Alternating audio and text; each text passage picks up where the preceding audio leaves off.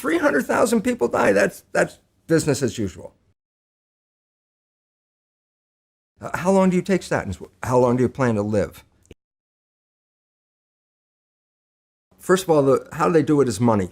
Money is big. Money, if I give grants, you can study what I'm going to give you a grant for. So they direct a lot of research with their billions and billions of dollars.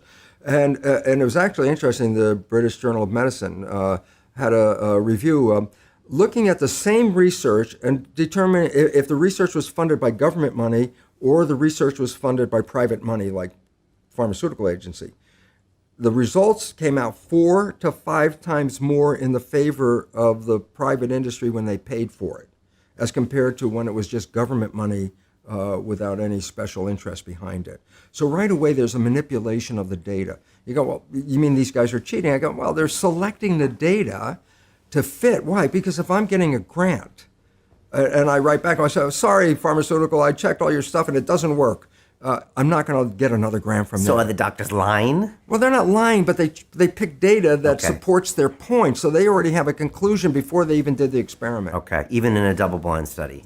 Yeah, there's no such thing as a double-blind study. Okay, because people bring their own preconceptions to any study. Absolutely. And maybe even the pharmaceuticals are choosing which things to fund because they know they'll get the results. Absolutely, and one of the things they're trying to get rid of are people who respond to the placebo effect, because the placebo effect throws the data right off the chart. A simple fact is this, and people might be upset, but the drugs like Prozac in laboratory tests are no better than a sugar pill. And that's how many billions of dollars a day on this planet are spent buying Prozac. Yes. Or statin drugs. Statin drugs help less than 3% of the people that take them. And in fact, they cause side effects that are dangerous in about 23%. So you help 3% with a drug, 23% are getting toxic from the drug.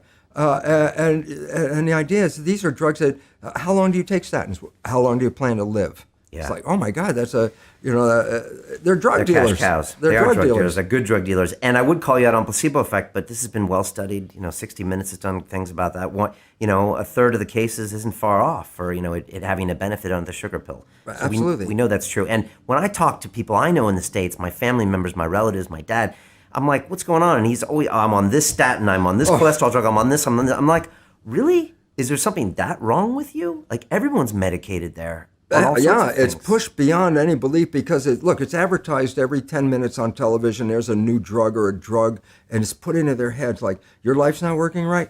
This drug, look at the happy people. See, they've taken the drug and how happy they are. And people buy that story, and drugs kill over 300,000 people a year. Pharmaceutical drugs kill about 300,000 people a year. And everybody's, that's just the cost of doing medicine. And yet they have a war on drugs, which kill less than 30,000 people a year. And all of a sudden you got a war because 30,000 people died. 300,000 people died. That's business as usual. It's like, wow. And most people would blow their mind with those stats, but I think you're probably right. As in this whole huge war on drugs we have around the planet, all of the overdoses, all of the shocking stories and the things you see in movies, 30,000 deaths. Versus 300,000 due to pharmaceutical drug deaths. Prescribed. Yes. By a doctor. Yes. That ad that you saw on television. Yes. And then you have it. Yeah, that says a lot. Now, how can they actually control the discussions in medical schools? It's one thing if they control the studies. How can they control what people are talking about, what people are teaching? Where does funding come from? Where does money come from in a medical school? Who gets paid? Doctors get paid. They get paid to prescribe drugs. They have these young women, you pick, who are the drug reps? You look at them, you line them up, there's a few guys over there, but most of them are all these pretty young women. Why? They walk in a lab, give a smile, here's some samples, hand these out, and the next thing you know, then the doctor is prescribing their patients to those drugs. There's a story, there's even movies about that. Okay, that's a real story. The schools get money from pharmaceutical agencies, and research, I said, is big. Research is big. People don't understand, when I was teaching at the University of Wisconsin School of Medicine, I gave 6 lectures a year. And the government at that time and the people were like up in arms, just like, you pay these professors this much money, and some of them like Lipton only teach 6 classes in a year? And when the truth came out, why? When I get a grant, the school gets an extra 56% of whatever the grant was back then. So if I got a $100,000 grant, The school was given $56,000 to have me have the grant. They called it overhead. And when they put the numbers together, the researchers were bringing in nearly half of the money to run a university. So all of a sudden they turn around and go, yeah, don't kick the cash cow. If it's 6 lectures, he's still bringing money and paying more than his salary and supporting the school. So research is a very big commodity at a university because it offsets their expenses. Okay, so it's a racket. It is a racket. And all these pristine, like these universities, you look up at these hollowed schools and these noble things, behind the scenes, Money. it's a lot of dirty money. Absolutely. Look, I mean, I was required to get a grant. That's what allowed me to be there.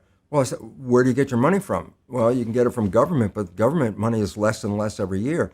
Private sources, Muscular Dystrophy Association, American Cancer Society, all these societies support, and pharmaceutical straight cash money, cash cow. Okay. How do we break this cycle? How do you fight these huge companies?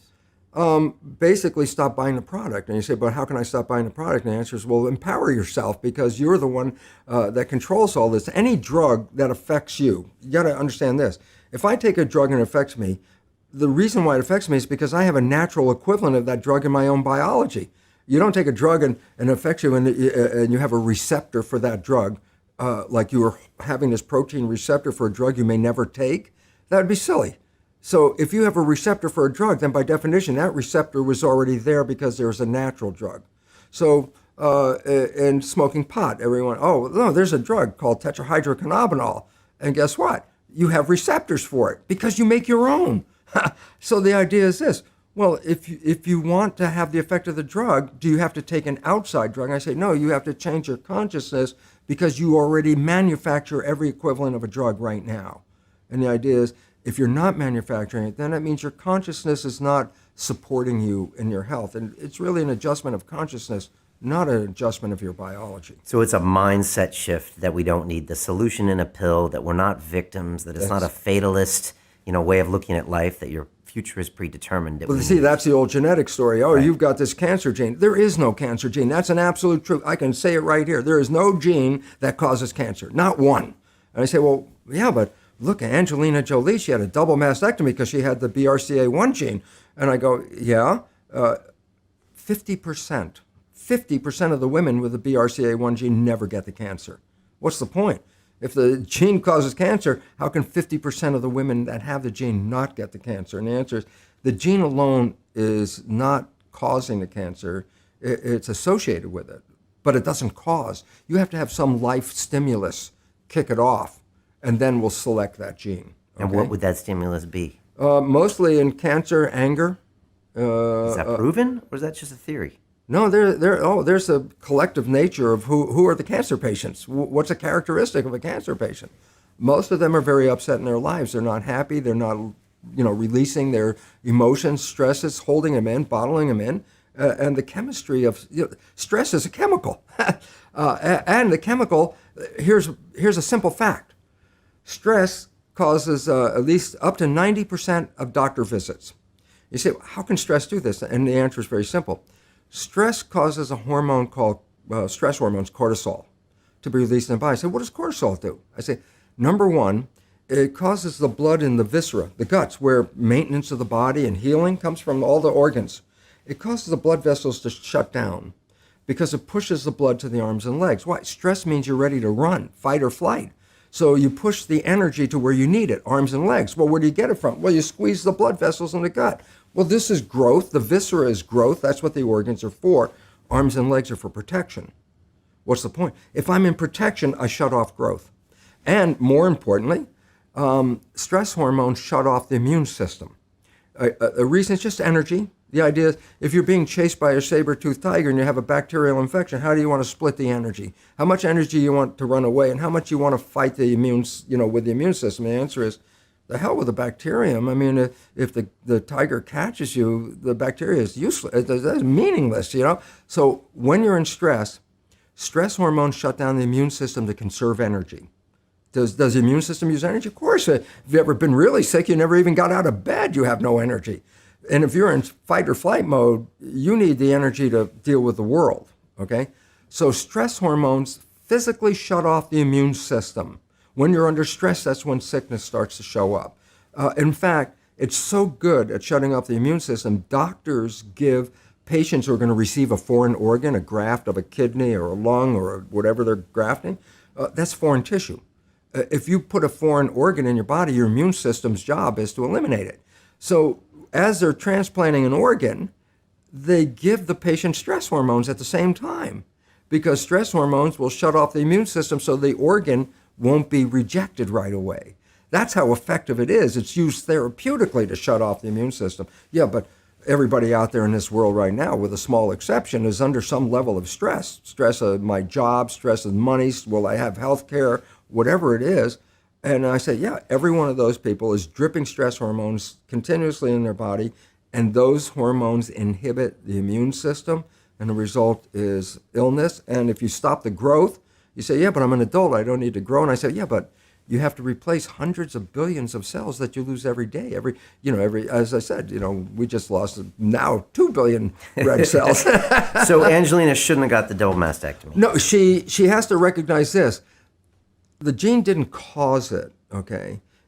But it's related to a lifestyle. And if you change the lifestyle, you don't have to worry about the gene, because that behavior was passed from your mother to you, and she got it from your grandmother, and et cetera. And it's a history. It's your parents connected. Who were also actors, starved for attention, angry, you no longer talk to them, blah, blah, blah. Blah, blah.